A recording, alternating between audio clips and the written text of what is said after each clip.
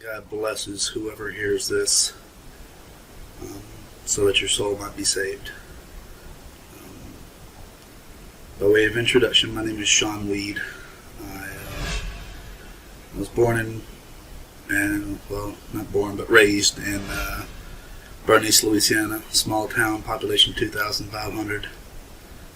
Technically right outside of it in a small community by the name of Pisgah.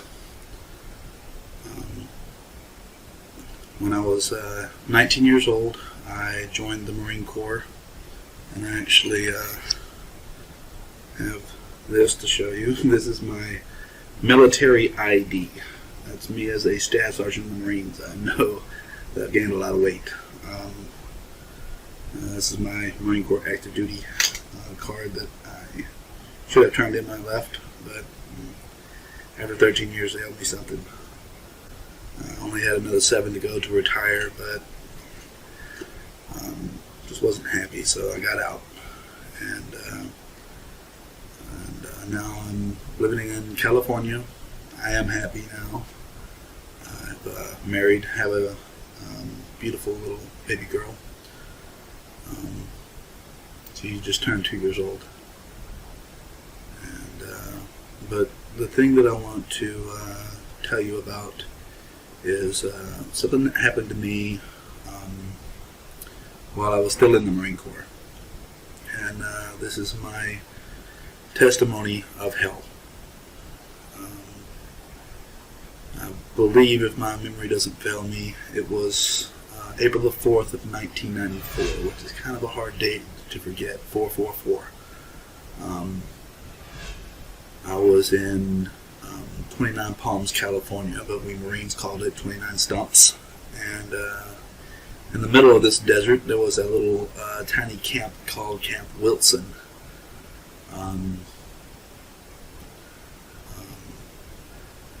I was in the middle of a training cycle because I was with artillery, and every time we go from Camp Lejeune, North Carolina, to 29 Palms, California, to do training, we stay there for 2 months.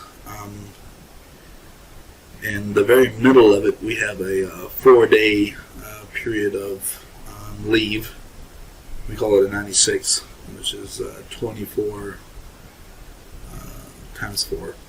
Anyway, if you do the math in your head real quickly, you'll see that it's 96 hours. I was at that time not a what I would consider a Christian. I'd grown up in a Baptist church. I knew about heaven and hell, and well, as much as anyone can know when you're only 22 years old. But I wouldn't really consider myself a staunch Christian. At that time, I was pretty much doing my own thing, living my own life, my own way. Was not married, but still sleeping around, drinking alcohol, smoking cigarettes, just basically living the life of a hellion. and during this 4-day period that we're waiting for one set of ground pounders, or grunts as we call them, to go home, and the other ones to come to California for training, because they only train for 3 weeks when they go to California. So one company leaves, the other one comes back, and it's a 4-day transition. During that 4-day transition, we as artillery are given an alternative between 3 choices. 1, stay at the camp because you're completely broke. 2, go to Disneyland or Disney World, whichever it is in California. And 3, to go to a Vegas package, obviously, which is drinking, gambling, so on and so forth. I myself had drank like a fish pretty much every night, so I was broke, along with 2 other devil dogs, as we like to call ourselves. One by the name of Jason Laycock. At that time, he was a corporal in S2 Intelligence, and the other one was Toby Page, who was also a corporal in S1 Administration. I myself was S3, which is Fire Directional Control. And at that time, I was a Lance Corporal, so I was one rank beneath them. So Lance Corporal Sean Weed, or Lance Corporal Weed, because we only pretty much went by last names anyway.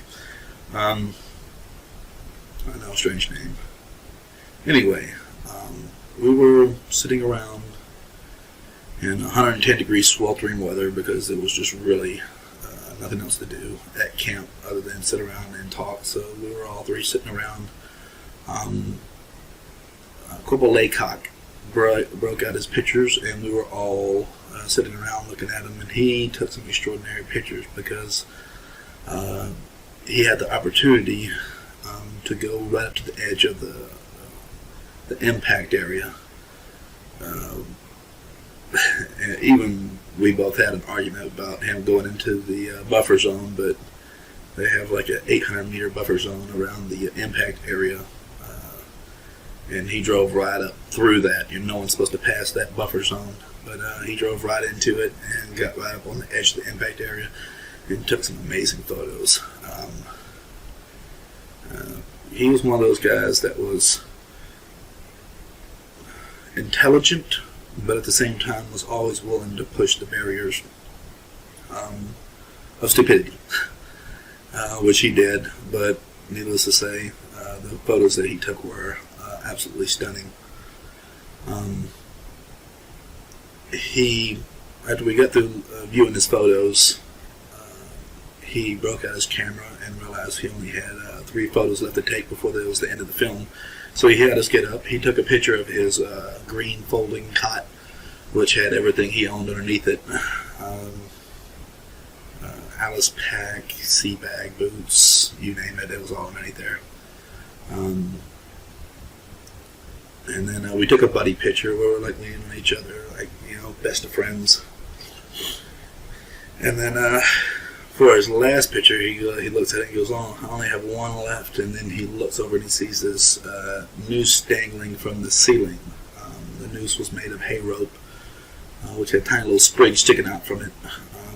And the noose was hanging from a rafter that was inside the A-frame, was only about 6 foot 8 inches from the ground, and the noose actually hung all the way down till it was about 1.5 feet off the ground. So it wasn't like anybody was worried about hanging themselves. You'd have to lay down on the ground to hang yourself with this thing, literally. And of course, it was made of hay rope, so it wasn't like wax rope, which slides really easily to close the noose. So I mean, you could literally step your foot in the noose without having to lift your knee above a 90-degree angle and stand up on it. Grab the rope and literally stand up inside the noose, and it wouldn't tighten down around your foot. At least not before your foot touched the ground anyway. So you can put your full body weight on it. So, I mean, Marines, when they get bored, they do all kinds of stupid things with rope. Like this one guy made a muzzle for a horse. Another guy took it and made daisy chains out of it. And another guy just took it and made a 13-knot noose. He was absolutely bored, had nothing to do. Nobody really cared. We always just went around it. It wasn't like it was a big deal or anything. But anyway, for the last picture, he looks over at the noose and he goes, "I got an idea." And usually when an intelligence guy says that, it usually ends up being the equivalent of, a redneck saying, "Hey, y'all, watch this." So it usually turns out bad for everyone, which it did. Anyway, he since I was the lowest man on the totem pole, he says, "Hey, Weed, why don't you," and of course, on top of that, it was a little bit crazy. He said, "Hey, Weed, why don't you go over there and stick your head inside that noose and act like you're dead, and I'll take the last picture." I'm like, okay. Thinking to myself, not a bad idea. And I went over there, started at the noose. And of course, I had to kneel down. So I squatted down, towards the ground so I didn't have a little bit of tension on the rope, so it looked like I was actually hanging, and he was just going to take a picture from my waist up. Anyway, he went to take the picture and the batteries had died, so the camera obviously just shut down. So he went back over there and was replacing the batteries. While he was doing that, Corporal Page walked up and began whispering in his ear, and that should have automatically given it away, and it kind of did. I was kind of suspicious from that point, but it was those suspicions were kind of like thrown out when Corporal Laycock looks at him, and goes, "No, that's not the way it works. If I buy, you fly." And he took out his wallet, took out a $10 bill, and gave it to Corporal Page, and Corporal Page went running out the back door. In the meantime, he had to replace the camera, replace the batteries in the camera, and we went back over there, and he was giving me direction. He's like, "All right, now let your arms dangle loose. Now close your eyes. Relax them. Don't make any wrinkles. Stick your tongue out a little. Cock your head to the side a little bit. And he's giving me all these instructions so that it would make a real-looking photo. And I didn't know it, but at that time, he was using his voice to mask the footsteps that were sneaking up behind me. Corporal Page had gone out the front door and came in the back door right behind me and was sneaking up on me. He grabbed the knot and slammed it down around my throat, just as I had exhaled. So immediately I stood up, stunned, because I didn't know. Number one, I didn't know that he was sneaking up behind me. Number two, I just got this rope slammed down around my neck, and number three, I couldn't breathe. So I immediately stood up, and I knew I had just seconds left, maybe 6 to 8 seconds, because I had just exhaled and I couldn't breathe back in. So I jammed a finger into the knot and actually scratched my neck in the process of doing it. I had a finger in the noose and I grabbed the knot in the back and I was pulling against it. But what I didn't understand is that the rope comes down through the knot, comes off to the side around your neck, and then comes back up through. So if you don't grab this knot and twist it over to the side, you'll never get this rope to slide because it's at an L. It's like this. It's hooked into there, and it won't come loose until you straighten it out. Of course, it was on the back of my neck, and I didn't have all that much time to think about it. So I'm just grabbing the knot and pulling for all that I'm worth. And with one finger, it was just not enough strength. So I shoved another finger in there and grabbed the knot. And I knew I only had seconds left. And I said to myself, I have one shot, one chance to get this right. Otherwise, I'm a dead man. So I shoved the second finger in there, and I grabbed the knot, and I closed my eyes, and I clenched my teeth, and I pulled for everything that I was worth. And I felt something give way, and I fell forward, and I was out, and I was glad to be out. And the guys, they just looked at me, and they go, like this, and I gave them a few choice words, which I will not repeat. Anyway, they just turned around and went over and sat down on their cots, and I went over and sat down with them. I sat down right beside Corporal Jason Laycock, and Corporal Tubby Page was sitting right across from him. Corporal Page reached underneath his cot and pulled out a brown paper bag. He unrolled it, and inside of it was a white AFES bag filled with what we call D-Dunk, or snacks, candy, soda, stuff like that, chocolate, chocolate chip cookies, whatever. And I actually leaned forward and looked down inside the bag, and I saw that he had mostly some Ho-Hos and some Twinkies and Star Crunches. He had a couple of Gatorades inside of there, lemon, lime, orange. And at that point I was like, okay, you didn't need anything to eat. You already had a bag full, But in the meantime, he began, he closed up his bag and was eating some ho-hos, which comes 3 in a package. And these are the ones with the chocolate icing around the outside, but on the inside it looks like a swirl of chocolate cake and icing. Pretty good. You can actually like twirl them and eat them at the same time until there's nothing left at the center. But anyway, he was munching on that and telling this story about how the last time he came back from CAX, which is Combined Armed Exercise, that's when artillery, the infantry, and air all assault the target at the same time. Of course, it's well coordinated to make sure that we don't hit each other. That would be a bad thing and result in many lost lives, which is not a good thing during training. Of course, if you don't train that way, you don't win in battle. When the stakes are really there and the stakes are really high, so you got to train as if it was the real thing, and that's what we do. We train hard and long, and sometimes we train dangerously, but overall it helps us come home alive. But anyway, I just blanked out.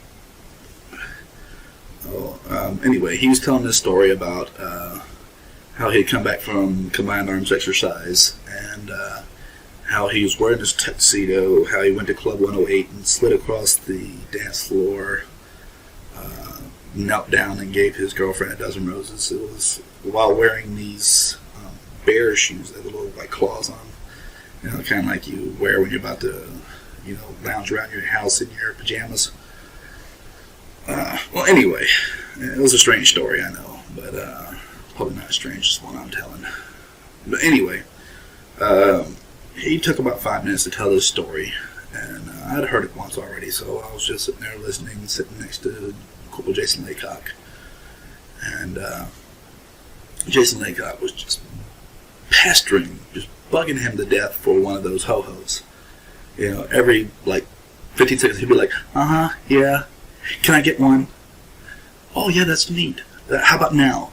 And he's just, pestering him, and I'm just looking at the two.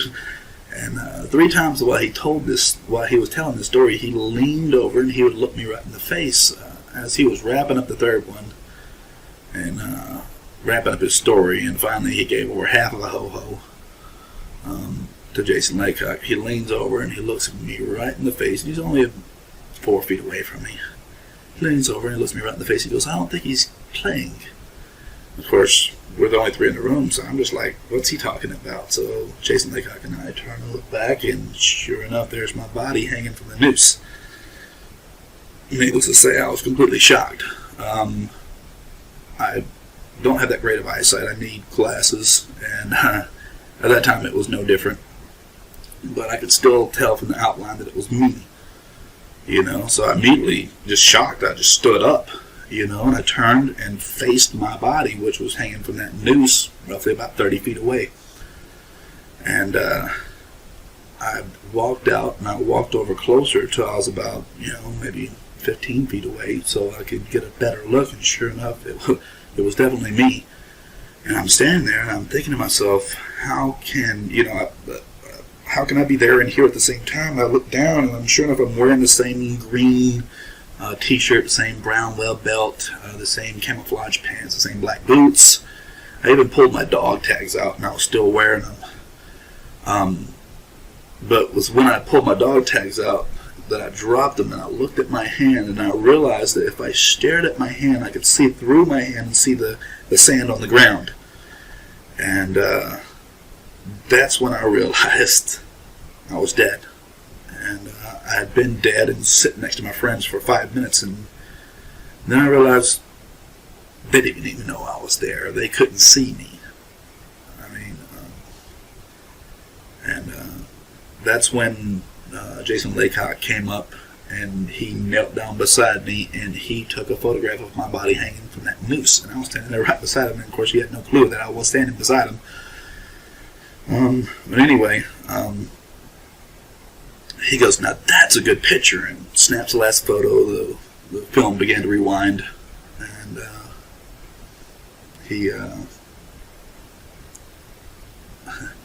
Corporal Toby Page walked up and looked beside him, and just gave him this stupid look, like, are you, and he actually said exactly what I was thinking, are you retarded?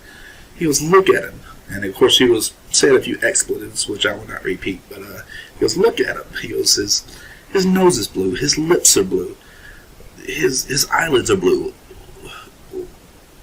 There's drool hanging out of his mouth all the way down to the ground. And he goes, are you a bleeping retard? You know? And he stood up and he took a couple steps forward. I mean, because Jason Laycock has these really thick bottle lens glasses, and his eyesight's no better than mine. And I give you a basic description of Jason Laycock.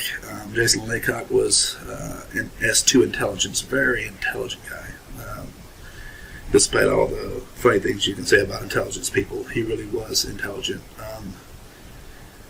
Kind of nerdish, a little bit underweight, probably about 110 pounds, 5'10", maybe 5'9", and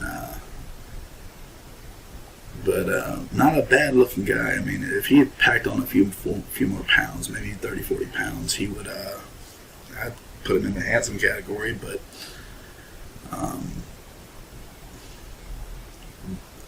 Corporal Page was probably about 5'9", 5'10", about the same height. Only he was a real buff guy because he worked out in the gym a lot. Most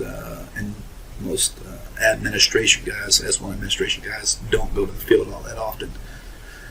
So he's probably spent 3 or 4 hours in the gym every day. He had a little bit of an acne problem. That's probably from taking all those supplements. But anyway,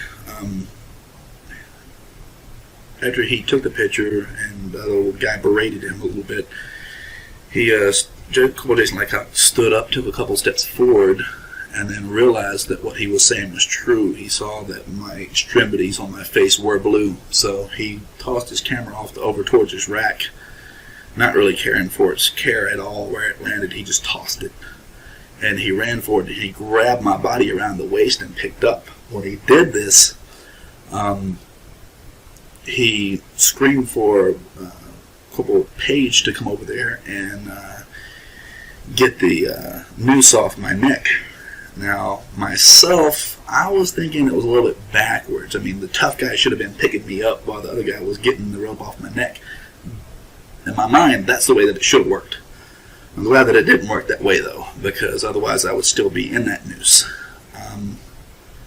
Because Corporal Page, for all his strength, barely got the noose off my neck. And I mean, he had to really struggle with it, and it was something to watch him struggle with it. While he was struggling with it, I actually thought to myself, you know what, I'm going to try to step into my body and stand up.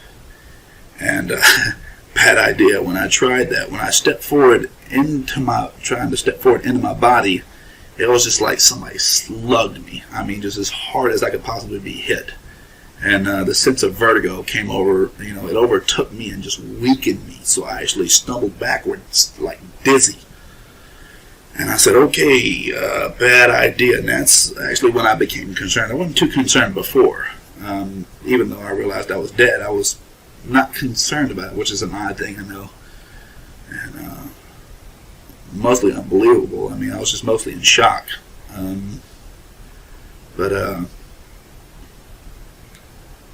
Anyway, they managed, for all his strength, it took him 2 or 3 tries to get the rope off my neck, and he was just exhausted afterwards. I mean, his arms were completely burned out. And like I said, this is a guy who lifts weight in the gym constantly. So he really exerted himself. If it had been the other way around, Jason's small frame would have never been able to get that rope off my neck, even though the other guy could probably held me up for hours. But it never would have come off. Anyway, they drag my body over and they throw it on my rack. And immediately, Corporal Page began to freak out. I mean, he's like, oh my God, we got to tell somebody. We got to do something. I mean, he was in the go mode while Corporal Page was sitting over there like the thinker. You could tell his mind was just turning at 1,000,000 miles an hour.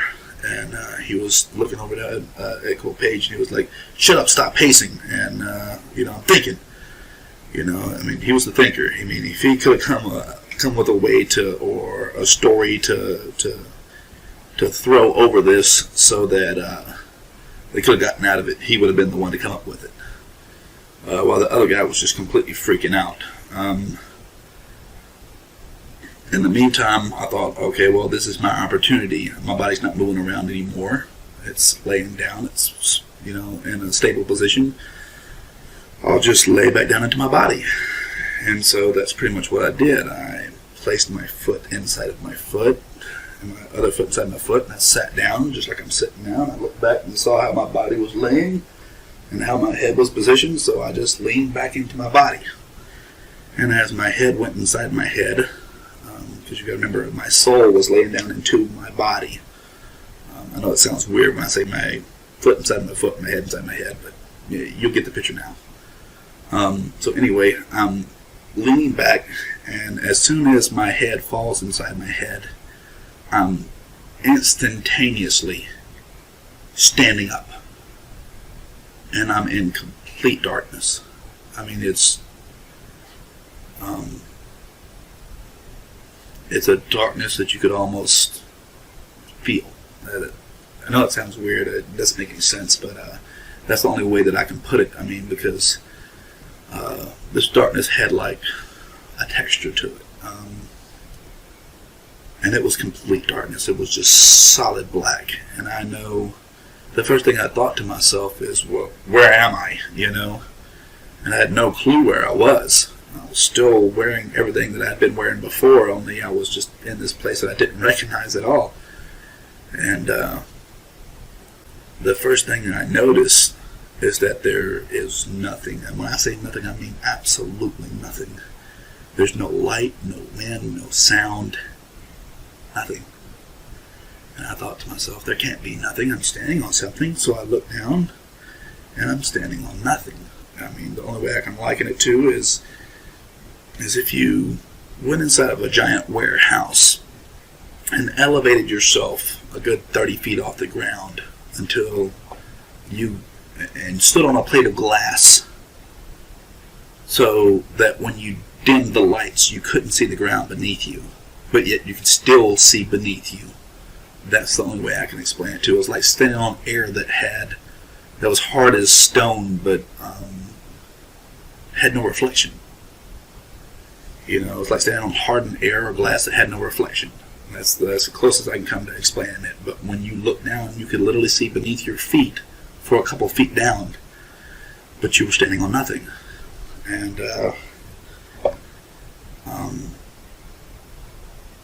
I thought to myself, well, if I was in a completely dark room, I wouldn't be able to see my hand in front of my face. How is it that I'm able to see what? There's light coming from somewhere. And so I looked up, because that's where pretty much all sources of light are, whether you're inside or outside, they're above you. So I looked up, and I see nothing. And that's when I realized that I was the one that was emanating the light that I was able to see with. I was glowing like a chem light, those little shaped lights that you use for walking around on Halloween, or for the military. We used it for different things, but the little chemical lights that had the little glass thing in it, and you break them and you shake them up. I was glowing like that. I was glowing this very, very dim white light that was able to see maybe 10 feet in a complete 360 all around me. In all directions I could see away from me, because I was emanating this light. But that's how dim it was. And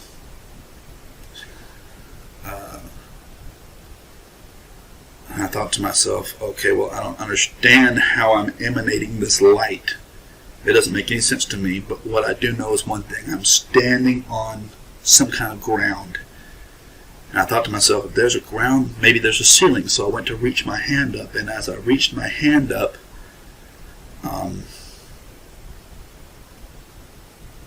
I touched the ceiling without touching it. And I know how ridiculous that sounds.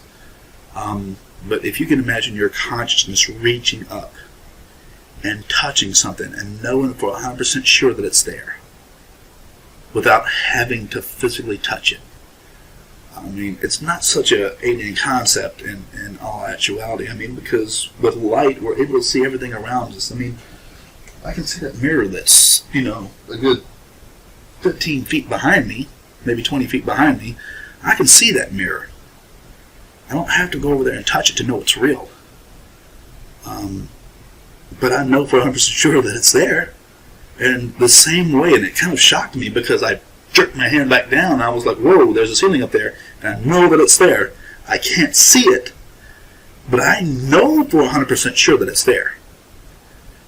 And I said, okay, I don't understand that either. There's a lot of things I didn't understand about this place, or how I was able to feel things without touching them. I mean, some of these things just made no sense to me whatsoever.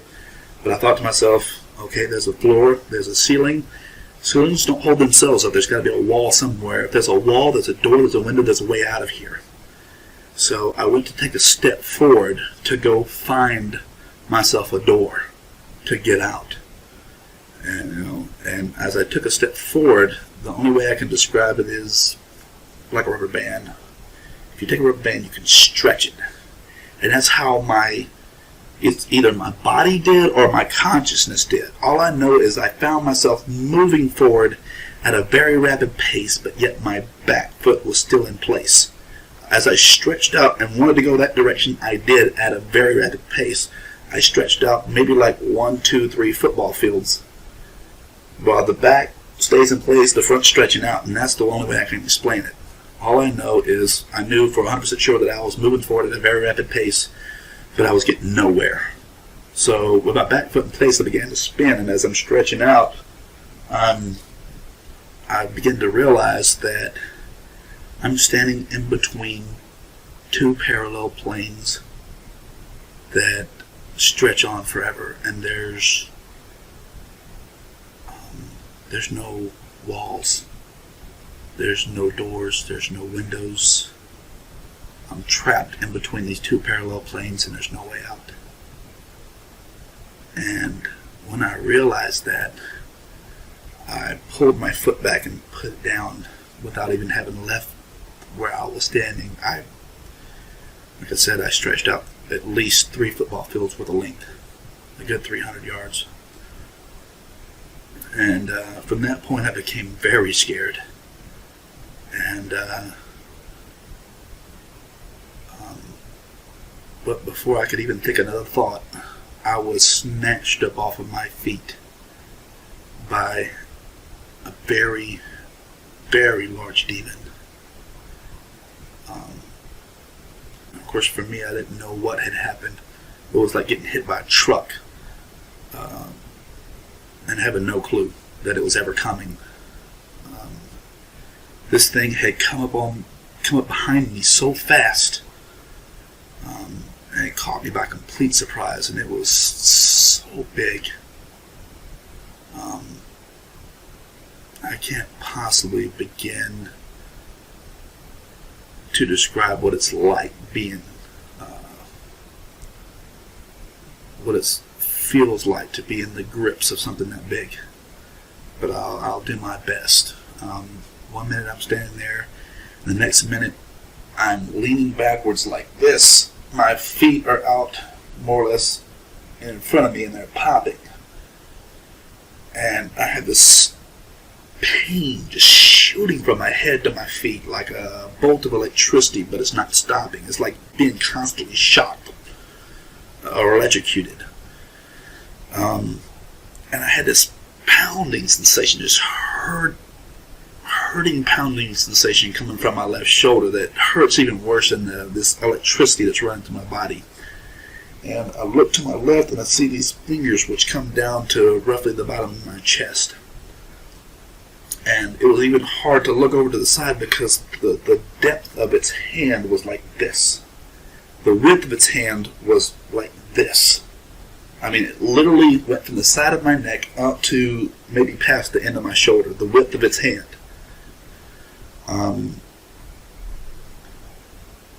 The color of its skin was black and red. Now, I don't know if it was red with black shadows moving across it, or if it was red with a black oily substance, like a cloud, moving beneath the skin, so that it makes it have a perception of moving while it's standing still.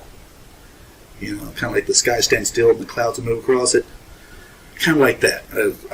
I'm watching these giant red fingers with blackness moving through it. Now, like I said, I don't know if it was shadows or if it was a substance beneath the skin.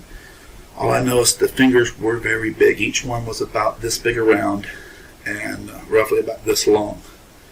And this thing was crushing my left shoulder. Now, one thing I do understand in retrospect is that pain when you have no body. When you have a body, I can break a finger, and it only hurts here, where the break is. It doesn't hurt at my feet. But when you're in your soul's body, when your soul experiences pain, you experience it everywhere because there's no pain receptors to stop your brain from saying, oh, it hurts here. No, it hurts everywhere. Anywhere you experience pain, it runs through your body like electricity.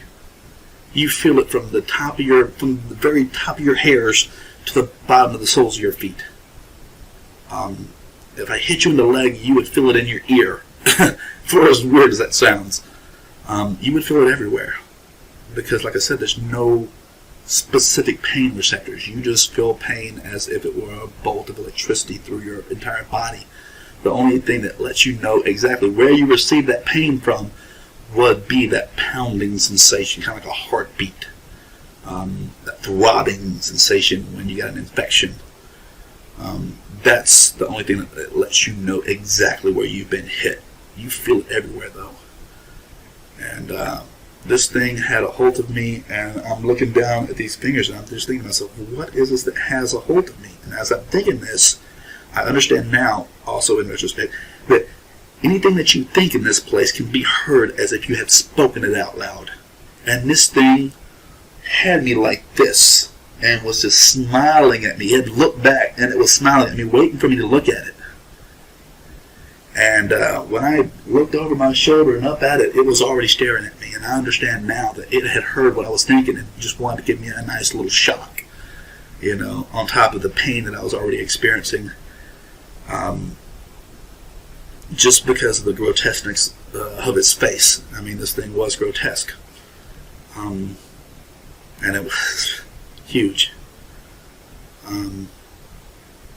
Overall, the thing, I know this sounds already more crazy than everything that I've already said, but this thing is 13 feet tall, and it's not like I sat there and said, okay, stand still, let me grab a step ladder and measure you. Where's my tape measure? You know, no. Anything that you want to know in this place, all you have to do is ask it. Ask it in your mind or ask it out loud, and the answer will be given to you. It doesn't matter. And I thought to myself, how big is this thing? And the answer immediately came to me, 13 feet. It was exactly 13 feet tall. And I didn't ask myself how much it weighed, otherwise I would know that too. All I know is the thing was huge. It was built like Arnold Schwarzenegger in his prime. I mean, just ripped full of muscles. Just big. It's, like I said, its skin was black and red. It had no hair whatsoever on its body. None. Like no hair up here, no mustache, no beard, no hair on the knuckles like I have. Just completely hairless. It's completely humanoid in shape, though. I mean, it had 2 legs, 2 arms, 1 mouth, 1 nose, 2 ears. Other than that, it looked completely human. The differences was this, where our eyes are white. Its was yellow, and where the iris of our eyes can be green or blue or brown, its was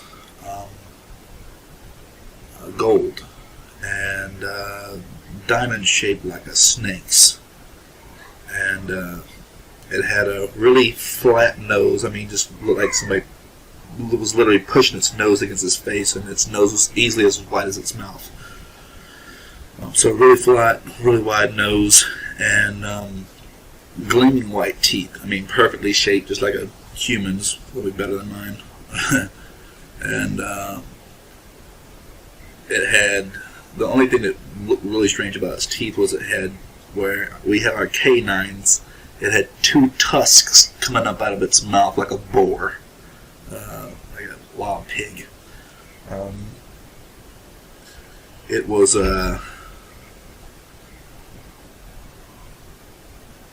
I said it was just very large, 13 feet tall, and just extremely muscular.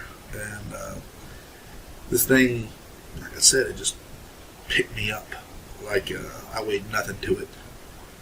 And it was taking me along for a ride. And but just I only looked at its face for, I would say, a second, and that's all that it took. Yeah, I was just, as a man, I'm not afraid of any other man on the face of this earth. I will fight anybody. I don't care how much bigger they are than me. But this thing, there was no fighting it. I mean, it was far too big. I mean, 13 feet tall versus 6 feet tall. I could stack another one of me on top of my head and still not be as tall as it. You know, and if I had to guess, I would say roughly about in between 3,000 and 4,000 pounds. I don't know for sure. I'm just guessing, but I would say that's a pretty fair estimate.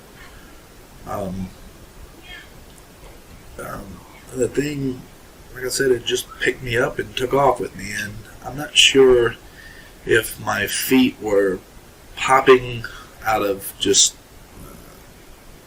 sheer pain, or if it was the speed at which we were moving. But this thing was running. It had me by one hand, by the shoulder. It had me by the shoulder with one hand, and it was moving at a very, very fast velocity. If I would guess, I would say probably at over 80 to 100 miles an hour. Just rough guess. It may have been faster than that, I don't know. But all I know is the thing was moving very, very fast. And had complete control. I mean, just there was nothing at all I could do to get away or anything like that. And I looked at its face for only a second, and it was enough to scare me. It would be enough to scare anybody, I'm pretty sure. And I looked away from it, and from that point forward, the only way I can describe it is all hope just poured out of me.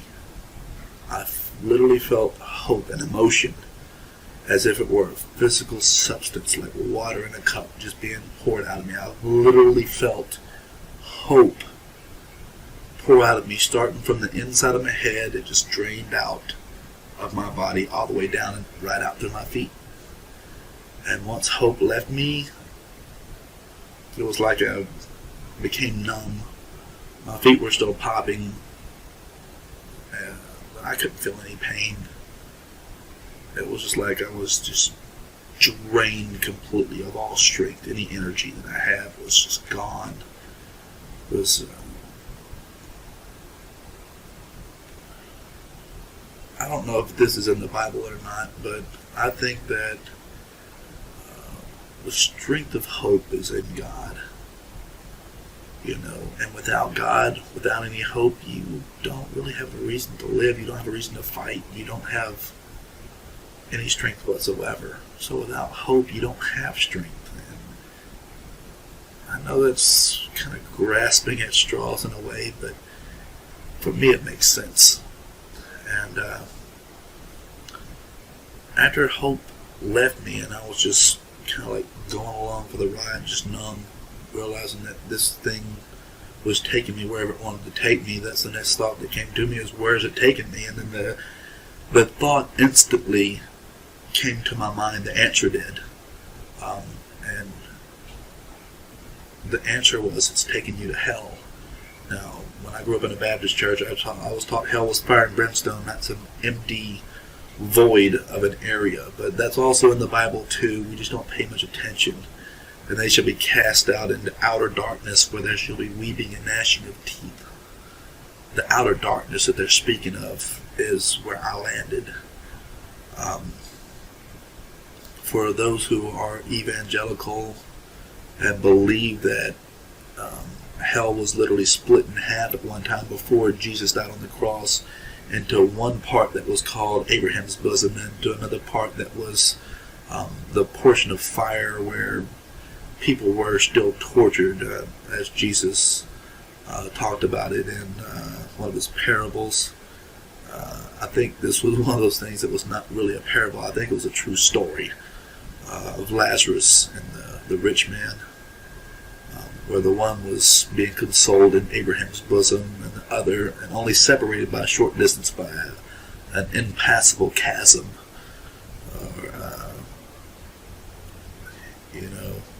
But I think that they were both portions of those things were in hell, but the demons couldn't cross over into the nice part. And I believe, and this is just my own personal assumption, that when Jesus descended down into hell, he descended not down into the fire and brimstone portion of it, but down into the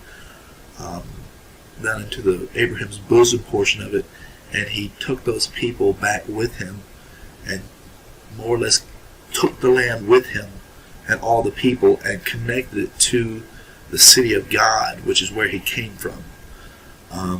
He connected that outer portion of green land where there was water. Remember, because Lazarus said, if you could just, well, the rich man said, if Lazarus could just dip his finger in water and bring it over here because I'm burning up in these flames. There was water there. So there was land there. There was grass there. There was trees there. I mean, it was a viable land as much as this earth is a viable land. Just in a heavenly realm sort of way. But anyway, I understood that it was taking me to the portion that I did not, certainly anyone would not want to go to, which was the fire and brimstone portion. It was going to take me to that fiery lake and cast me in, and I understood that. And when I understood that, it was mortally appalling, is the only way I can put it. I mean, it played over and over in my head again. It's taking me to hell, it's taking me to hell, it's taking me to hell. And there was just nothing I could do. Nothing I could do to stop it, nothing I could do to prevent it. And I just kind of dropped my head. And while this is playing over and over and over in my head that it's taking me to hell, and I saw this pinpoint of light, well, before I saw the pinpoint of light, I started thinking to myself, this is wrong. I'm not a bad guy. I've never murdered anyone. I've never molested any children. I've never raped any women or done anything just drastic that would cause you to be placed in hell, for sure. For me, I was just an average person. I drank a few beers, smoked a few cigarettes. I wasn't like into drugs or, anything like that. I mean, I was just an average guy. I go to church every once in a while, so I didn't really picture myself as bad. Not bad enough to end up in hell, but one thing that I understand now is there's plenty of good people in hell. A lot of people that used to call themselves Christians are there. And it's because they didn't really devote their life to God. They lived one foot in and one foot out like I did, And you don't have to be a bad person to go to hell. All you have to do is just be average. And God doesn't call us to be average. He calls us to be holy, like He is, And what that really means is you gotta, for lack of better words, you don't have to become a Bible-thumping Christian, but you should devote your life to God for as much as you possibly can. And if that puts me in the category of Bible-thumping Christian, then so be it. I'm a Bible-thumping Christian. I would rather be that than in the middle. Because I know where in the middle gets you. It gets you in the same place that being fully against him gets you. It's kind of like he said in Revelations 3:20, I wish that you were all the way for me or all the way against me, but because you were in the middle, because you were lukewarm, I spit you out. You know, now I don't want to be that again. I don't want to go back to hell. I know it's there, and I know the place is not made for us. It was made for them, and we just unfortunately do not realize the reality of the place. The reality of the place is far worse than you can imagine, and I only experienced a taste of it. I landed on the doorstep of hell, is the way I like to look at it. Or you can even say I landed in the middle of hell, but it wasn't fire and brimstone, although I know for certain that it does exist because that's where it was taking me. And although I never laid eyes on the flames, I know that they really do exist. But as I was thinking this to myself, that I'm not such a bad guy, why am I ending up here? That's when that light appeared. And I looked up at it, it looked like a star far off in the night sky. Something so tiny and insignificant and far away that it couldn't possibly help me. And then I saw it moved off to the left a little bit, and I picked my eyes up, and my head up, and I looked at it, and I thought to myself, did we just change direction, or did it move? And it went back to the right, and I thought for myself, no, for certain, we didn't change direction, it moved. And I thought to myself, what is that? And as I thought that, and began to focus in on it, it just came rushing at me like the only way I can describe it is the speed of this thing was like a bolt of lightning. It came at me so fast that one moment it was just like a tiny little star in the night sky, and the next minute, white, bright, blinding white light. And his hand was reaching down to me, and it was an angel. It's alright.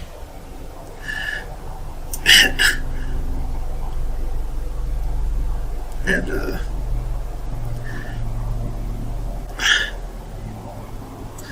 my hand just reached up and grabbed its hand. I was thinking to myself, I'm going to reach up there and grab his hand, and this hand is going to save me, because that's all that I saw was just a hand. But my hand knew what to do. It was like having a baseball thrown at your head. Somebody says heads up, and you just reach up and grab it. It's a reflex. My hand just reflects, and a reflex just jumped up and grabbed this angel's hand. And as soon as I touched its hand, we were all motionless and all standing back up on this ground that you can't see. And this beast, this demon, still had me by the shoulder. It was kind of almost even leaned over a little bit to grab me by the shoulder. And I could instinctively, I knew to stand still, because if I had moved, I know that would have ripped my shoulder and my arm off at the same time and just beat me with it. I mean, the thing was just that massively strong. I knew within me, there was something telling me, don't move.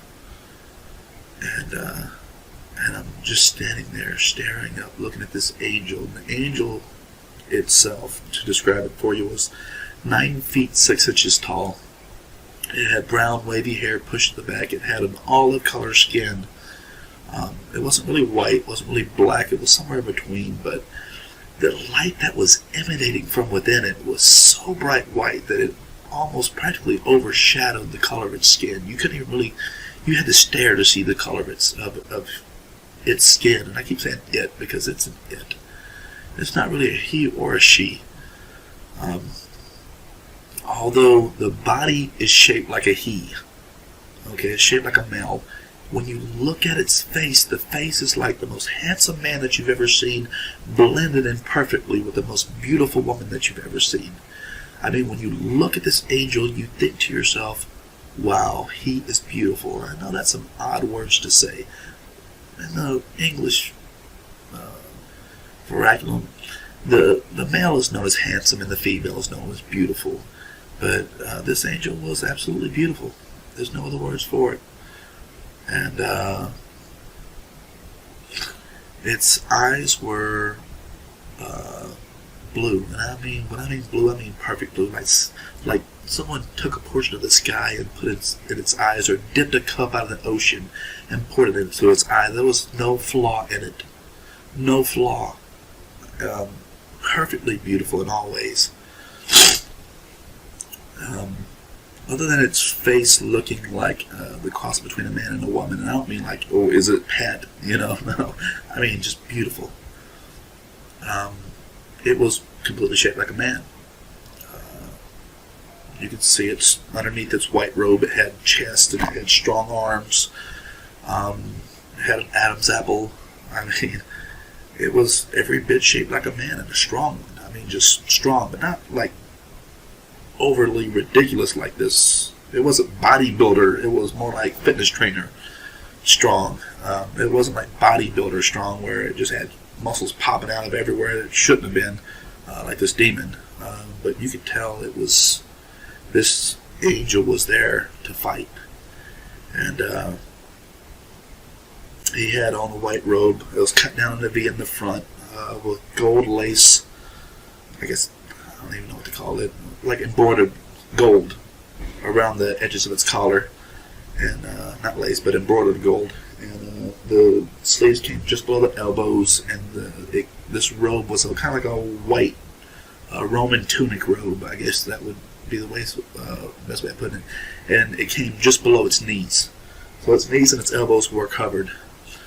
And I was just so blown away by the beauty of it that I didn't even really check to see if it had any shoes on or not. I don't really remember. All I know is it was big. Not as quite as big as the demon, but big enough.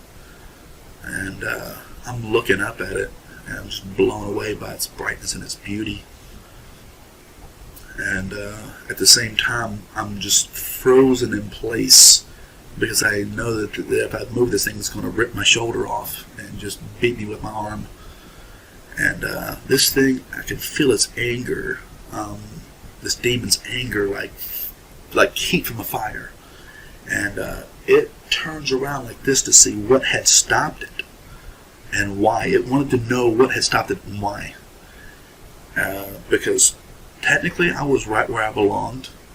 And once you're there in hell, you don't normally get a chance to leave.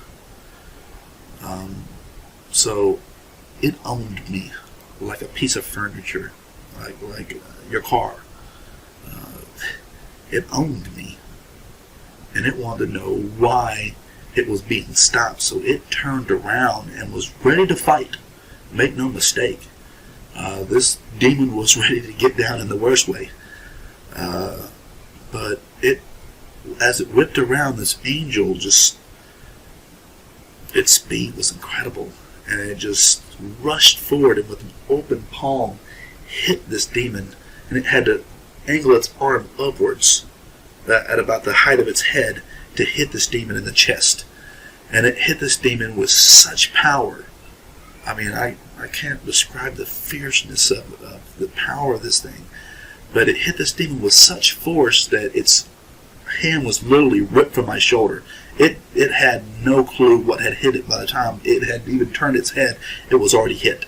And this demon was hit with such force that it literally folded up and started flying backwards, folded in half like this, flying backwards.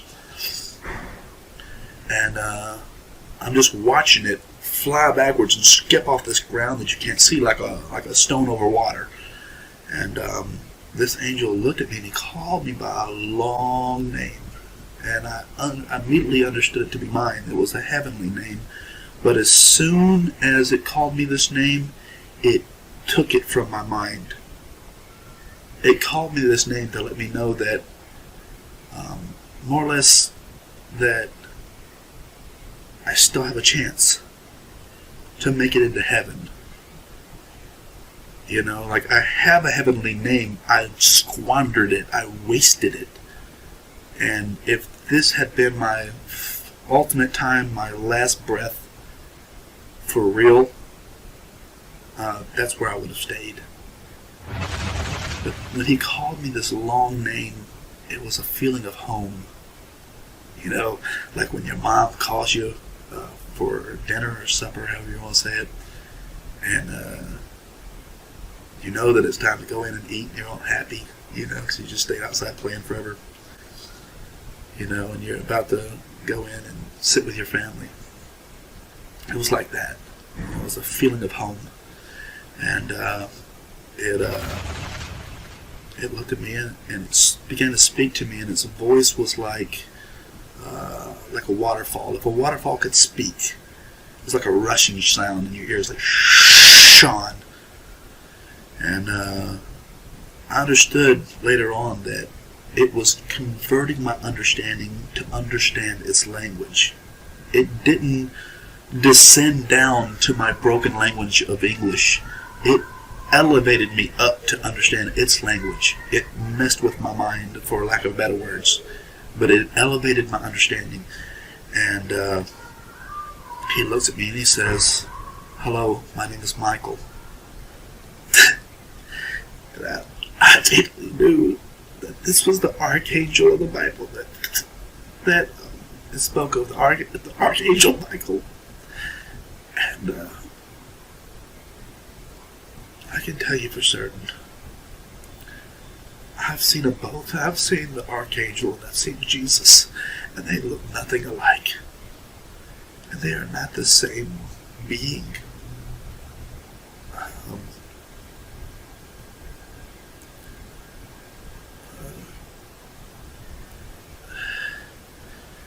But anyway, he said, he began to speak to me, but I got distracted by this demon that had gotten back up and was coming back after me. It was coming back to get me. And it was coming back to fight this angel for my soul. And so I turned back because I knew that it was coming. I'm sorry.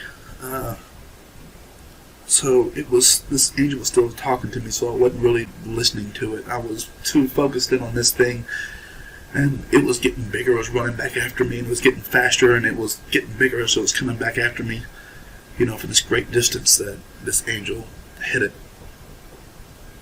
And so I looked back at him like, whatever you got to say, please just hurry up and say it, and if you're going to get me out of here, please get me out of here. And this is what I was literally thinking. And he just looked at me and he gave me a saddened look. And he looked at me and he just goes, "Your time has not yet come. It's time for you to go." And he points his finger, and when I stepped in that direction, my soul immediately went back to my body. Just as fast as I had appeared in this place, I left this place, and I was back in my body, laying on that cot where I knew I should, and my eyes opened. And it took me a good 20 minutes to get to walking again, simply because my entire body had fallen asleep.